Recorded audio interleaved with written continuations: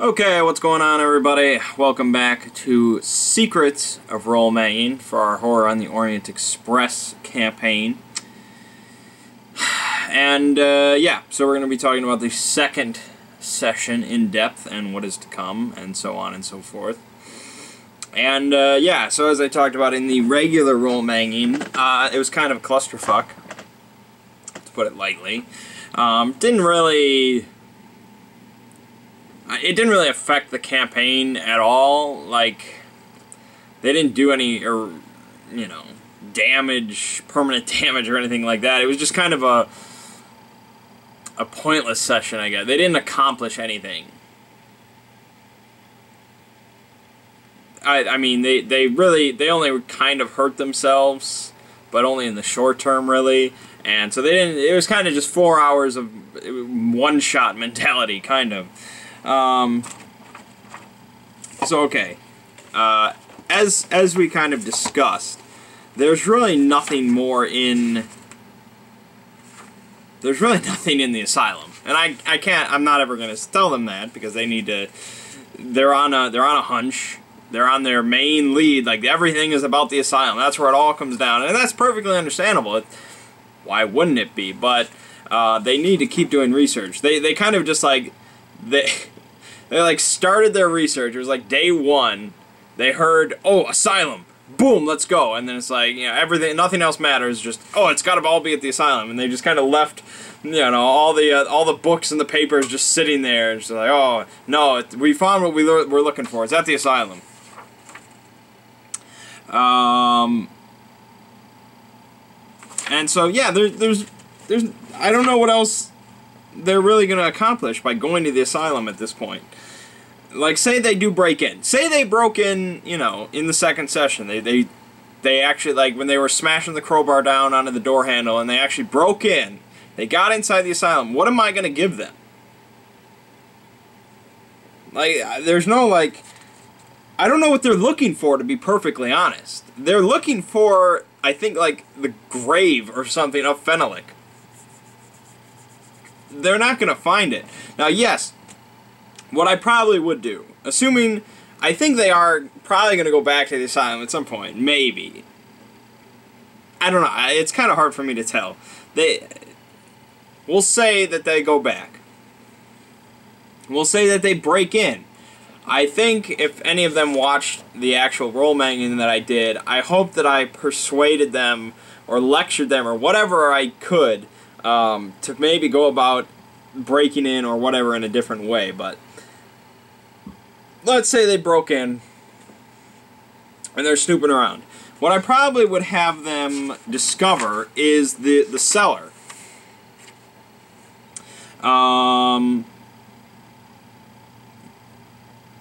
Because basically what happened was, this guy,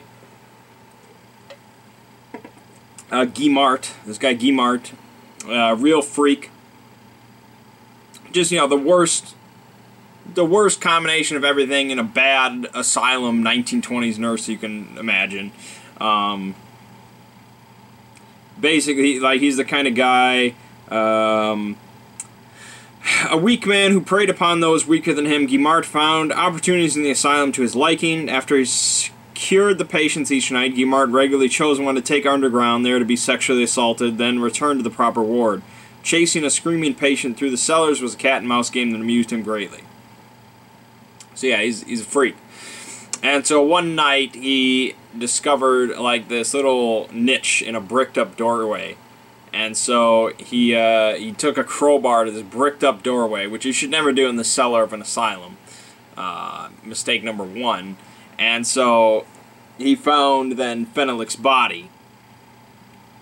And Fenelek had a bunch of, like, gold rings on his hands. And so the guy just started to, like, break this thing, the corpse's fingers off to get these rings.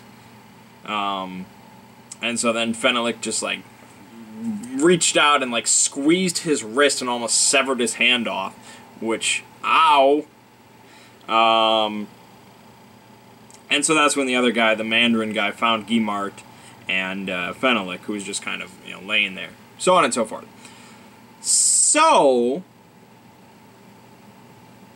I could... No, I don't want to set up the exact same situation. I don't want them to just encounter Fenelek, you know, in his physical form or anything like that. I don't want that to happen. That's not meant to happen for a long time. So I guess they could find the cellar. They could smell like death down there. They could find maybe a big blood stain all over the ground behind this, you know, what seemed to be a bricked up doorway, and maybe they could hear things and scare the shit out of them. But really, they're not going to find any clues. The only information they can really get out of the asylum at this point is talking to Paul Mandarin. But even he is not going to say much, because he doesn't know much. Basically,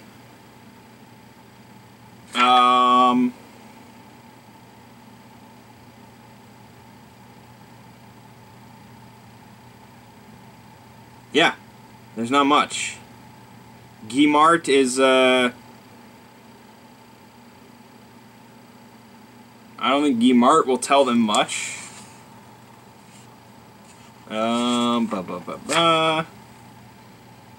Really, the main thing that happens in the asylum already happened. It happened to Ali Shaw. She had her encounter with, you know, spectral Fenelek, and that's meant to just scare the hell out of you and give you a good idea of what the hell's going on. Well, no, that was a bad sentence. Not a good idea, but a concept of what's in store for you, I guess. So I can't persuade them to avoid the asylum. I can just kind of get the asylum done with. Like, they just get in there, they don't really find anything, just scare them away from there. But really, in Call of Cthulhu, that might only incentivize investigators. Oh, there's something there, we gotta keep going. I need somebody to continue research. That needs to happen.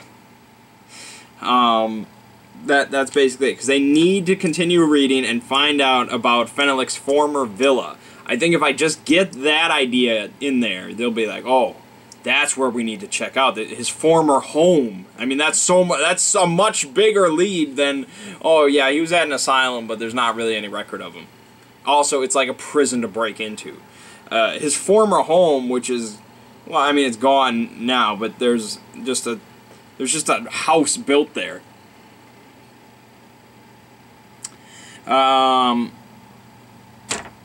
So yeah, I need to get them there, and so I guess I can talk about that then. So his former villa is at a village outside of Paris, about 17 miles west of Paris, called Poissy. And so they find out that his villa used to be here, so they go out there. And there's not really much in Poissy to talk about. They can go to the town hall. Like, once they go out here, pretty much almost everybody's going to speak French. And they're going to be, you know, kind of dicks about things and so on and so forth. Everybody's congenial in Paris because money is involved, so, anyways. They're not going to get, like, they're not going to have an address for his former villa, you know.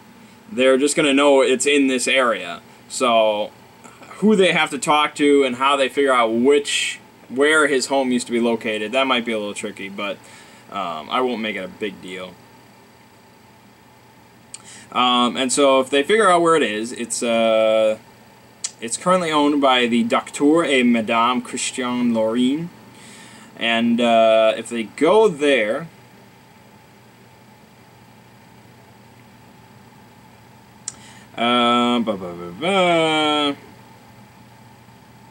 it's like real rural France, basically. Very quaint. And so the house is surrounded by a large, crumbling brick wall, obviously of 18th century work. The walls are in part supported by massive climbing rose bushes which cover them. The roses would be incredibly beautiful in the spring, their perfume filling the area. In winter they are grim and forbidding, having been pruned back and resembling twisted and knotted barbed wire. And so basically it's like you want to create this image of them going to this home of it like a haunted house almost. Like, I know well, I don't know, but I'm almost certain going into this, most of the investigators, the players, are going to be very wary. Like, you know, this place built on, you know, the remnants of a... whatever the hell this guy was. You know, his old home where he went insane and was taken on, you know, this could easily be haunted, and these people could be like, you know, the Amityville Horror or something like that. And so I'm going to try to play up their suspicions then as much as possible. The family currently living there, it's a doctor, his wife, and their young daughter. They're mostly... they mean no harm to the investigators whatsoever, but there is some influence, because their first piece of the simulacrum that they find, which is the left arm, it is below the home. It's in like some ancient cellar from way back when, and so it kind of... There's a thing that's going to be throughout the whole campaign. It's called the baleful influence. And so it basically, whoever is in proximity or possession of the pieces of the simulacrum, it starts to kind of affect them.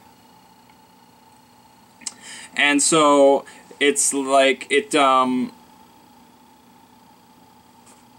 in relation to what piece you possess. So if you possess the head of the simulacrum, you're going to start to suffer headaches and dizziness and vertigo, and you're going to have a short temper, and it's all kind of mental stuff like that.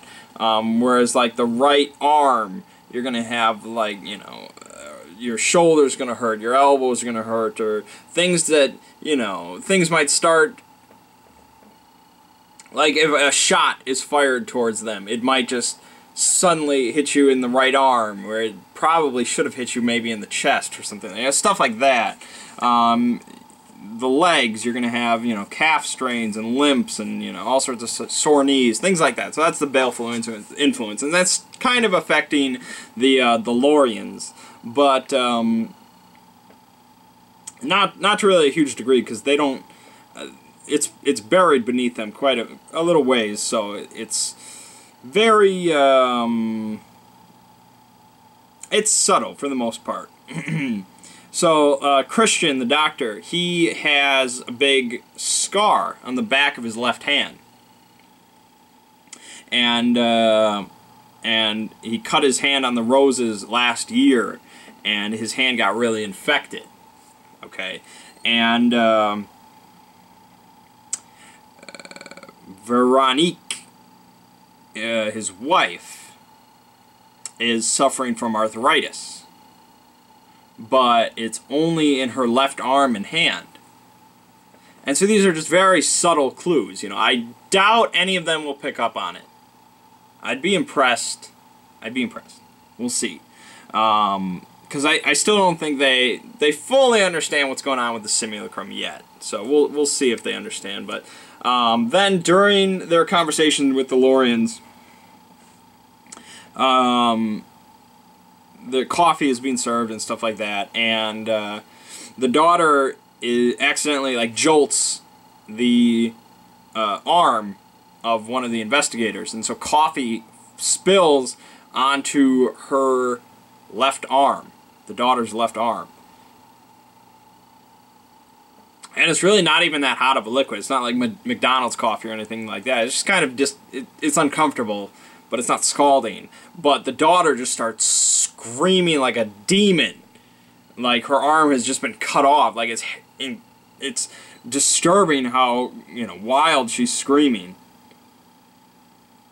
And they can like almost immediately see just a long line of inflamed skin.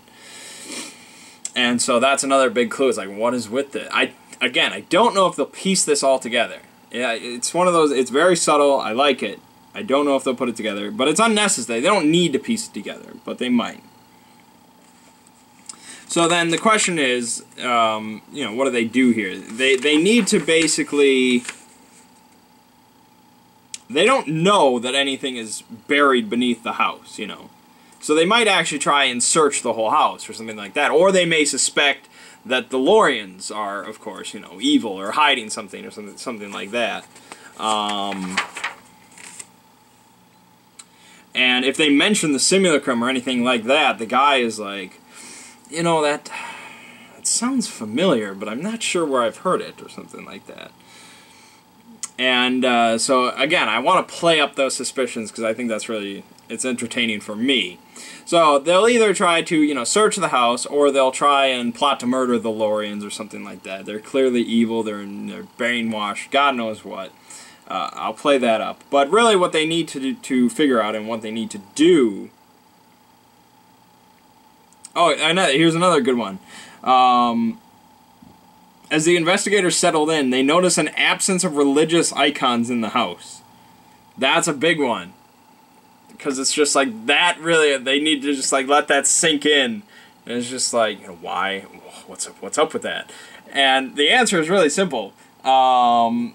The Lorians are Protestant, and the doctor doesn't want to openly discuss that because, you know, Catholicism is really big around that area. They're like right next to a big Catholic church, so he just doesn't want to show that off. But that's really gonna, you know, hopefully make the investigators ponder for a while about what's going on. But they eventually need to. Oh, here's another good one. While they're talking, after the daughter was supposedly put to bed and everything like that, they hear a loud scream, which sounds like the daughter. And the daughter comes running down the stairs crying. And through her tears, she explains that she saw a boogeyman at her window. And the doctor is just going to be like, oh, I'm sure it's just a bad dream. Let's put you back to bed. But you know, the others are going to be like, oh God, what? Especially, you know, Allie, after her whole, you know, spectral encounter that she had in the asylum, like, freaking boogeyman outside the window. So I'm hoping that they're going to be tromping around outside, you know, in the winter at night. That would be very good. Of course, it is Fenelek who's outside the window. He's just kind of snooping around and stuff like that. And it says here, unfortunately, Christian Lorien is wrong. Fenelek has returned to his old home and is watching both the family and the investigators. He is presently toying with the idea of killing them all, but has adopted the wait-and-see approach in case they lead him to the simulacrum. So it's not like Sauron in the ring race and all that. Like, he's not drawn to the simulacrum.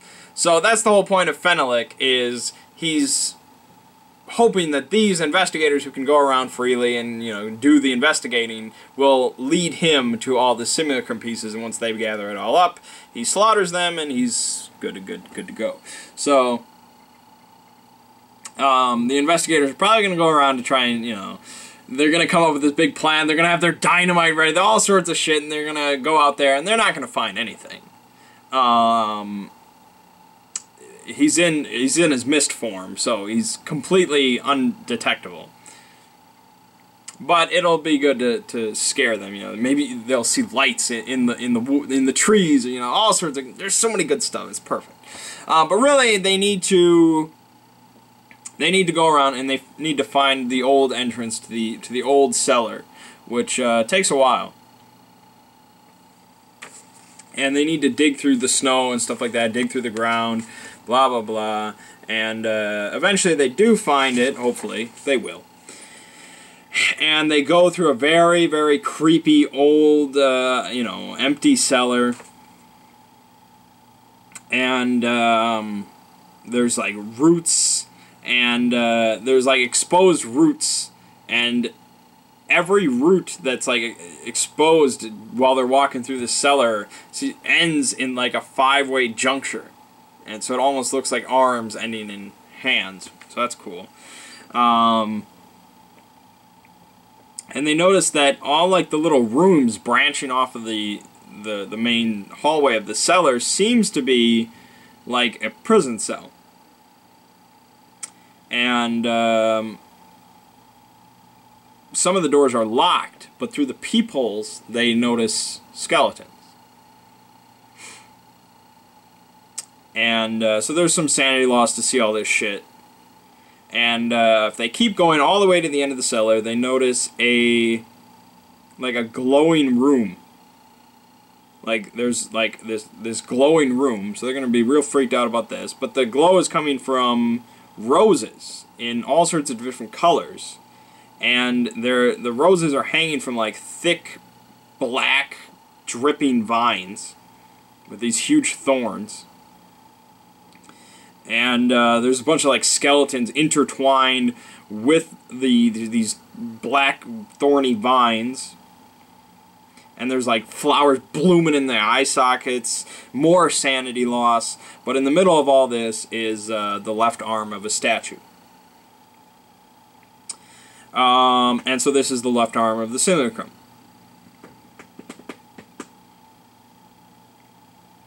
And so the question then is, who is the person, who is going to be the investigator who takes the piece of the simulacrum? I reckon it'll probably be either Walter or William, the main leads. Maybe it'll be Dingleberry, I don't know. They might just tell Dingleberry to take it. But whoever takes the piece, that's who it kind of latches onto as far as the baleful influence. That's who's going to have it. And it doesn't matter what they really do with it. Unless they, like, put it in a bank or something, like a safe deposit box, and they leave the country or something like that. I don't know why they would do this, and they'll probably be punished if they do, because that's dumb. Fenelick will just snatch that shit out at some point.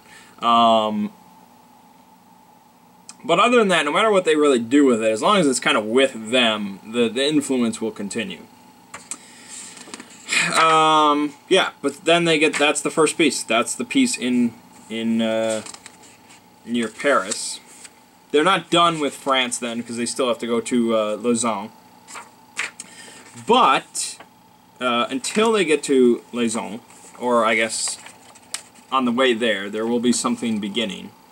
But before we get to that, they completely, more or less, ignored the whole Doom Train scenario, which bummed me out. I was really hoping to do that time, but again, it was all about the asylum, and the asylum took most of the evening, and it didn't accomplish anything. It only hurt them. They should have just investigated the combusting man, the man disappearing in a cloud of smoke. It would have been... It also wouldn't have accomplished anything. But, I don't know, it wouldn't have been illegal. Maybe that. They wouldn't have lost their identities. But that happened. The catacombs, again, they were expecting, I think, something much bigger than what it was.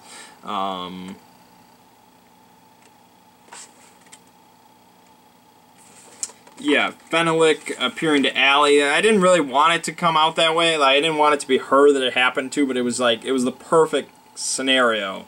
Like, I felt like that was the only chance I had where that was going to happen, where she was going to be in the asylum at night, and she could potentially just be in a cell by herself. And so I felt that was kind of perfect.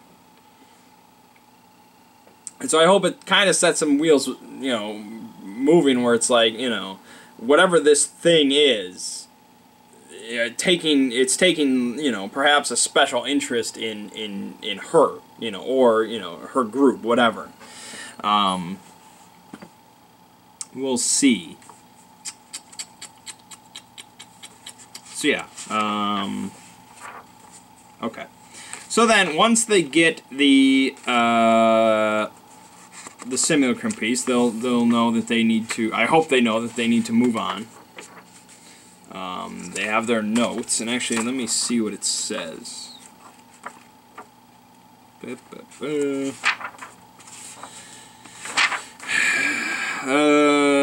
Part of it may still be in France. Okay, so it says Venice.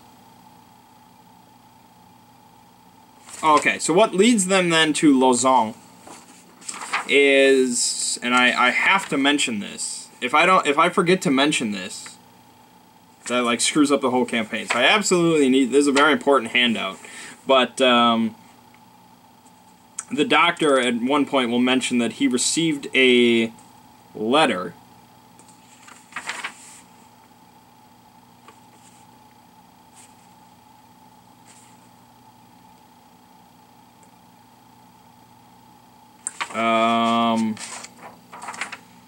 Yeah, he finally recalls where he heard about the simulacrum, and he gets a letter that they received a few months back, 6 months ago. And they never really replied to it, and he gives it to them to read. And it's from Lausanne, Switzerland, which is like the French part of Switzerland. And it says basically that my name is Edgar Wellington, and I'm researching the history of a statue known most commonly as the Sedefkar Simulacrum. I recently came into possession of an old scroll, which presents an intriguing description of the item. And he basically says that, you know, he believes, he heard that, you know, your home was the old home of a German nobleman who had perhaps a piece of the artifact, and so on and so forth. And so they never responded because they were busy and they didn't give a shit. But this, like, if they ignore this, then the campaign's done. If they just blow this off and just get back on the Orient Express, it's like, alright, whatever, then this campaign is not for these people. That's basically what it is. I'm pretty sure they won't ignore it. And so that leads them to Lausanne, but I won't talk about that yet, because I highly doubt we'll get to that in the next session. But I do want to talk about the next thing, because that is lengthy. Once they... Actually, hold on.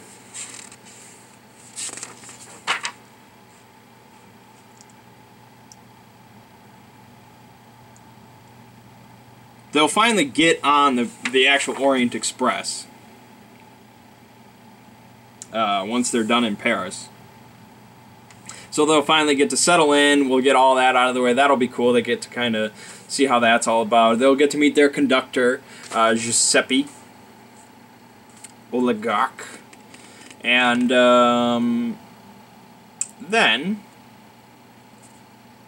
on their first night's sleep out of Paris, on the way to Lausanne, they will all have a dream. A mutual dream. And that is where we bring in the Dreamlands portion of this campaign. And I mentioned this before and how unique it is and different it is because everything else in Call of Cthulhu. And it really is. And so what happens is basically whenever I feel like it, whenever they fall asleep or a night passes, they will go then instead, we'll switch off of the real life adventures on the Orient Express and all that, and we'll switch over to the Dreamlands adventures. And they don't mirror each other, but I'll explain. They on the first night that they do that, which is their first night on the Orient Express, they'll wake up. Waking up is not the right term, but they'll I don't even know what the right word is for it. It's not wake. They'll dream or whatever that they're in Ulthar. And if you don't know anything about the Dreamlands, it's fine. Ulthar is it's kind of like not the starting point of the Dreamlands, but it's like it's the best part of the Dreamlands because it's where all the cats are. And Lovecraft, of course, loved cats. Big fan of cats. Huge fan of cats. And so the cats in the Dreamlands get their own big city, and all the cats in the Dreamlands are much more intelligent than the real life, real world cats. And they all can communicate with each other, and they are kind to anybody that is kind to them. Like if you are kind to the cats and all that, they will embrace you warmly. But if you are walking through Ulthar and you kick a cat in the ass or something like that, you shoo it away, you're probably gonna die. So they start there, and I guess I should lay down some ground rules then about the Dreamlands. For one thing, there's the technology. Basically, here's the summary. No technology functions in the Dreamlands until it has been fixed in the waking world for at least 500 years.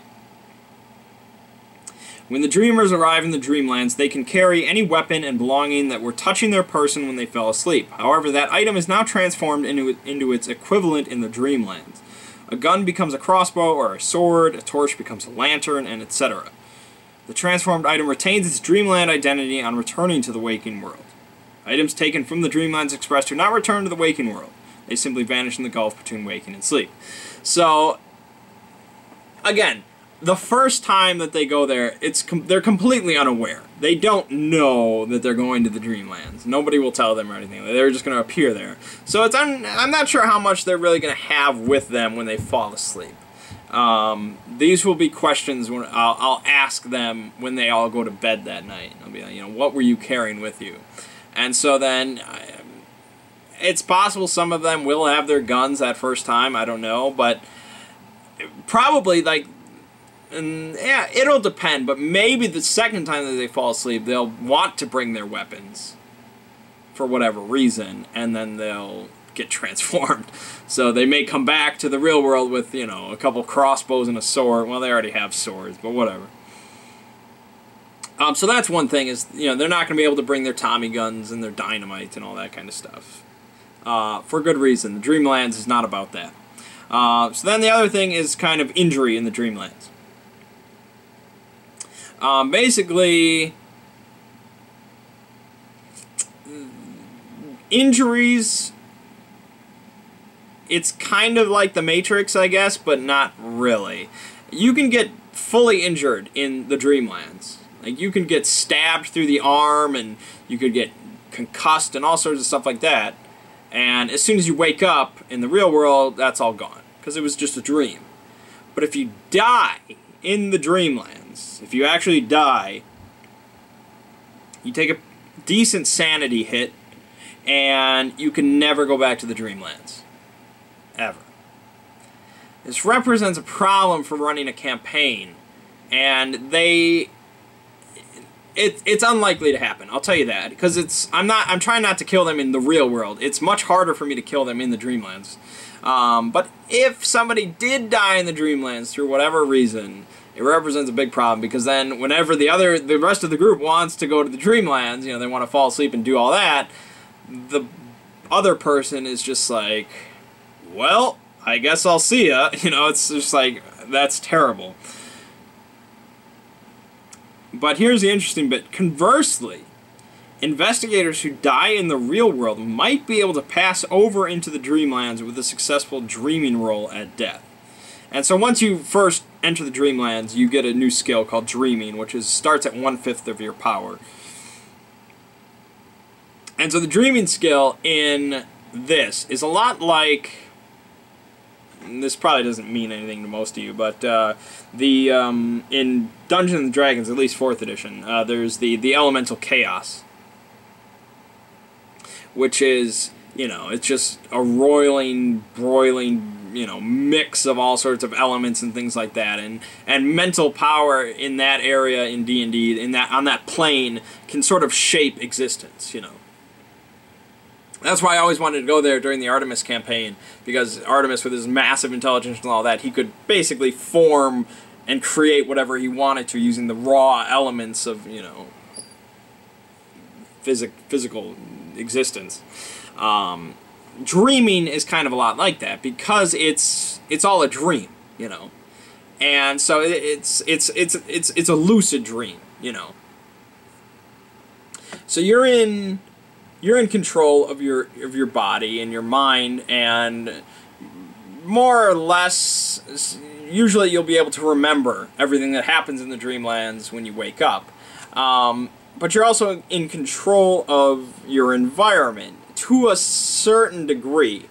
It's a lot like the real world, in which case everything has, physics apply a lot of the time, and there's biology and all, a lot of the science from the real world carries over.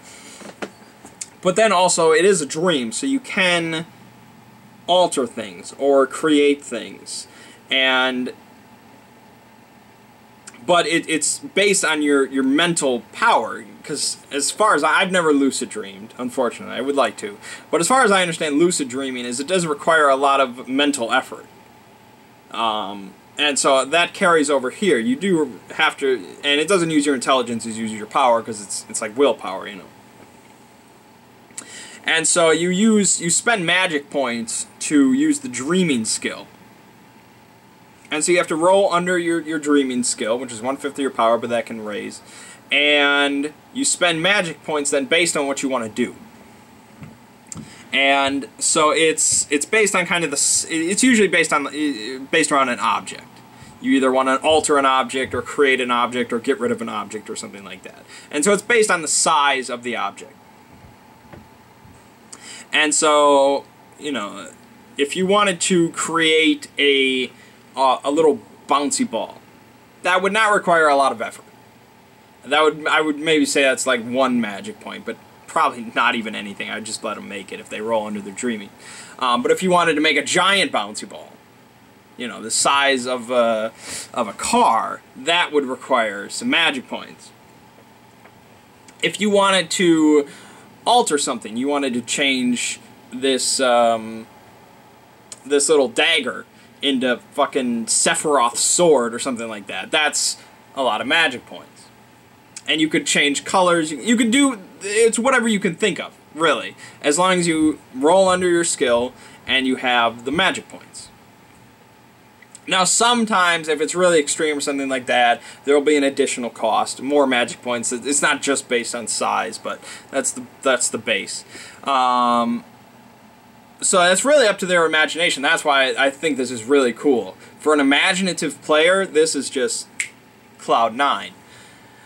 The only caveat then is all of this is temporary, more or less. It's kind of interesting because it's all temporary based on the person that affected it, their sleeping status. Once they wake up, whatever they changed or altered or created or, you know, disappeared, that reverts back. Unless they actually spend power points permanently. If they permanently spend their character's power into whatever they're changing or creating or whatever, then that is permanent.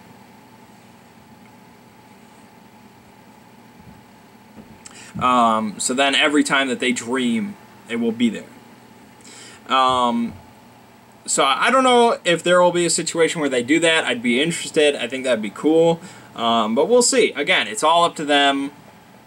I would like to. I would be interested in actually playing in a Dreamlands campaign at one point. I wonder how that would be. And the final thing you can do with the dreaming skill is you can actually heal yourself.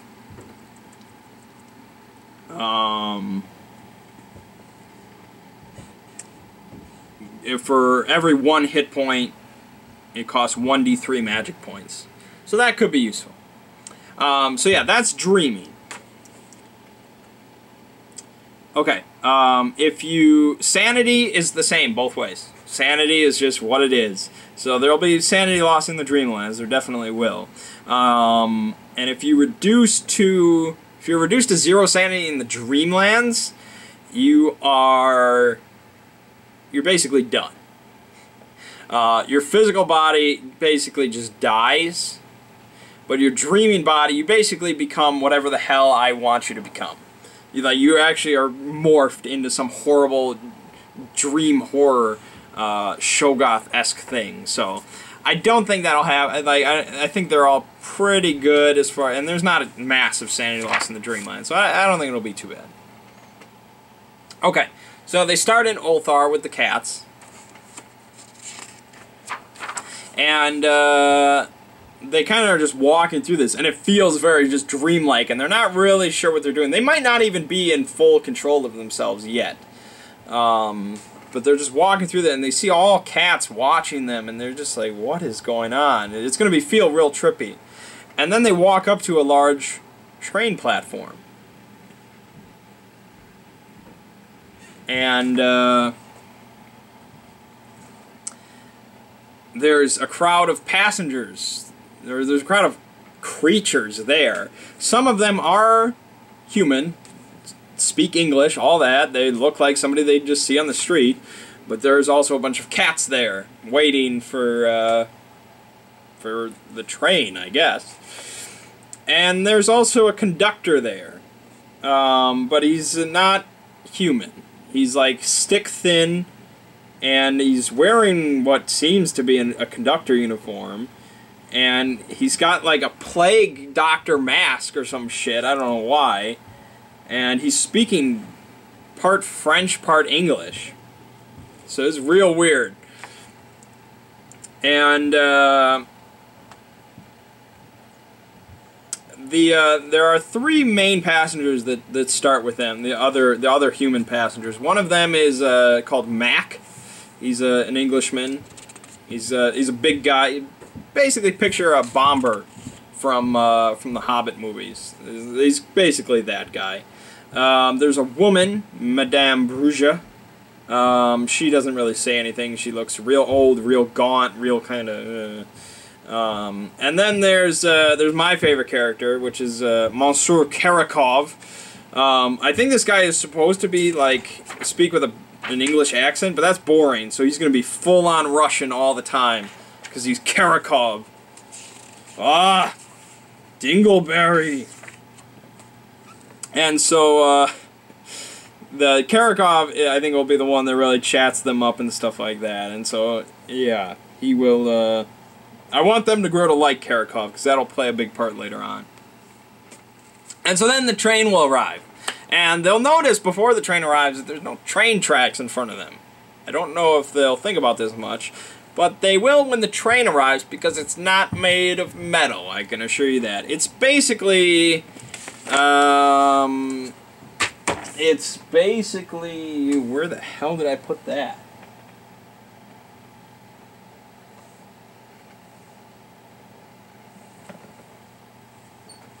Wow. Where the hell did that go? I have no idea. I don't know, it must be somewhere. Anyways, it's the cover of the Horror on the Orient Express box. You know, it's the main image, whatever. I'll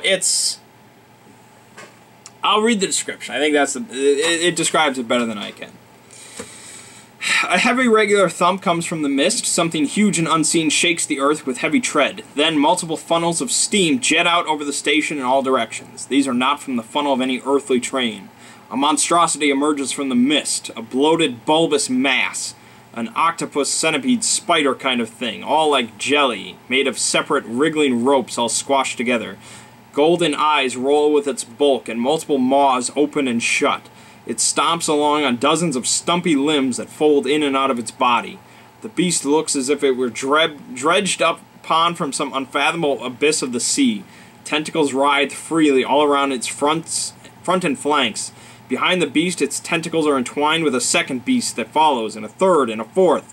An entire train of the beast emerge as the mist shreds around their massive forms. These grotesque creatures should cost sanity to view, but because they are so obviously under control, no sanity is lost.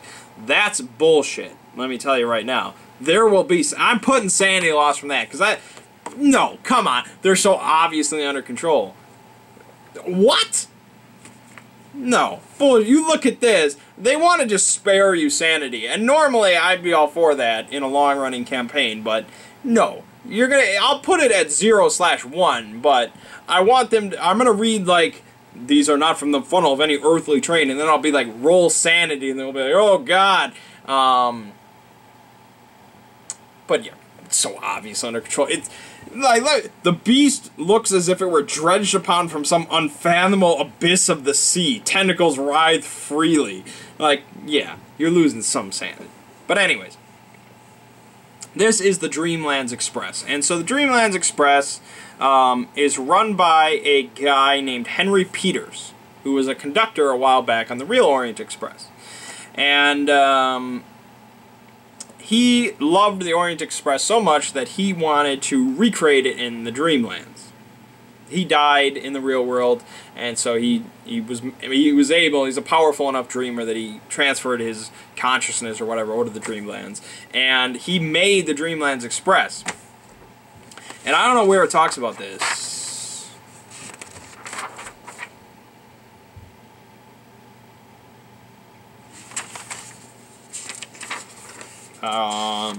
Yeah.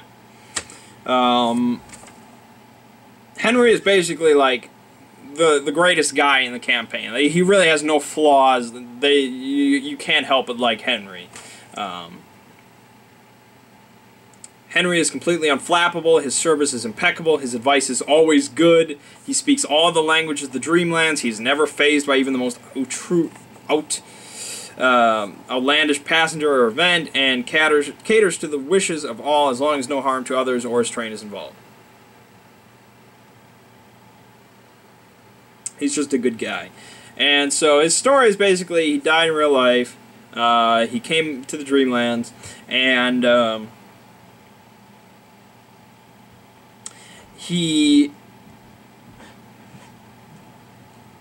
like, laying his track and obtaining his dream train required endless negotiation and taxed even Henry's reserves of diplomacy and tact.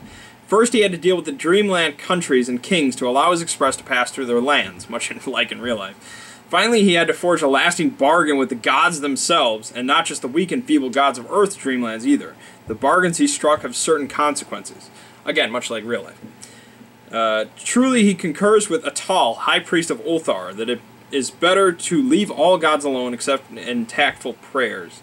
So, yeah, he had to make a lot of deals. So this is really, like, this is a big thing. And so what it is, basically the purpose of the Dreamlands Express is to carry dreamers from their starting point to the Gulf of Nodens. And the Gulf of Nodens is basically like a giant abyss. And you toss your, it's there, and you toss your dream artifact into the Gulf of Nodens. And your dream artifact is, it's kind of like the little totem, whatever, from Inception, in that it's unique to you. Only you have to, like, design and, you know, create your own dream artifact. So only you have it, and you know it's yours. But you sacrifice this to the Gulf of Nodens to help you forget about something. So it's, again, it's kind of like Inception. But yeah, people that do this, they all have some very heavy burden on them in real life. You know, like, it almost gets into, like, Eternal Sunshine of the Spotless Mind, you know, where it's like, they desperately want to forget about something in their life, so they create this dream artifact that's linked to that, you know, emotion or memory or whatever like that, that burden. They toss it into the Gulf of Nodens, and then it's done. Once you toss your dream artifact into the Gulf, you can never ride the Dreamlands Express again, because that is the purpose of the Dreamlands Express. Now, if you just ride the Dreamlands Express, you know, to the Gulf of Nodens, and you don't toss anything in, and you just do that, you can ride the Dreamlands Express as much as you want. And the purpose of this whole section is not so that the investigators can, you know, do that. It's not so they can just do their dream artifact and all that, because that's very that's not necessary. There's a story involved in Dreamlands Express, and I'll talk about that when we get there. But it is a lengthy section, the Dreamland stuff, and they'll meet a bunch of different interesting characters, some human, some not so human, and there's going to be some kind of politics, and the Dreamland stuff is much more, it's much more about kind of morality and things like that. It's much more gray than just, here's an objective, how do you do it? You know, there's not going to be any breaking and entering or, you know, stuff like that. It's more about, there's a big section where it's about two warring, conflicting species, and it's, you know, what side do the investigators, you know, side with, and you know, there's, you know, stuff like that. It's kind of a gray area kind of section. So I really like that, but some people, I don't know, we'll see how they feel about it. But there is a lot of, you know, fun and interesting things for them to encounter. And the final part, the climax of the Dreamland section is crazy. Let me assure you of that. And so yeah, it's just kind of a break. Like, there's no real legalities, but there's no real need, there's no probably want for them to break any laws. But it's just kind of like just don't worry about anything going on with you're wanted from the law or anything like that. You just go to this Dreamland section of this book, and it's almost like a different campaign, really. Because really, the two sections don't overlap almost at all. It's, you know, there's the real stuff and there's the Dreamland stuff. It's almost like a separate campaign, but it's the same characters. It's the same investigators. So yeah, it's going to be really cool. As long as Dingleberry doesn't screw everything up. But yeah, so next time then, they may go to the asylum. We'll see. I hope I scare them away. They need to keep doing research. But I really want to get to that Doom train. That needs to happen. And if they leave Paris without doing it, I can't bring it up again. So they need to do it. I'll try to push it, but I can't push it too hard to be like, oh, everybody's talking about this newspaper article. Remy is like, you should check this out. It seems interesting. You know, I can't do that. They need to do it on their own volition, but I'll try to hint at it. But yeah, pretty crazy campaign so far. I hope they just kind of got all the craziness out of their systems and they're going to buckle down next time. But they are somewhat wanted by the law. I'm not going to harp on that too much because I didn't want that to happen. So the law is not really going to be looking for them. William and Walter have covered their tracks pretty well enough at this point. I want them to be paranoid, but I want them all to be paranoid constantly for the whole campaign, but the law is not going to really find them, so whatever. Alright, I've done enough talking then about that session. So, my name is Mang. This has been Secrets of Role Mangging for our Horror on the Orient Express campaign. And I'll see you fine folks next week.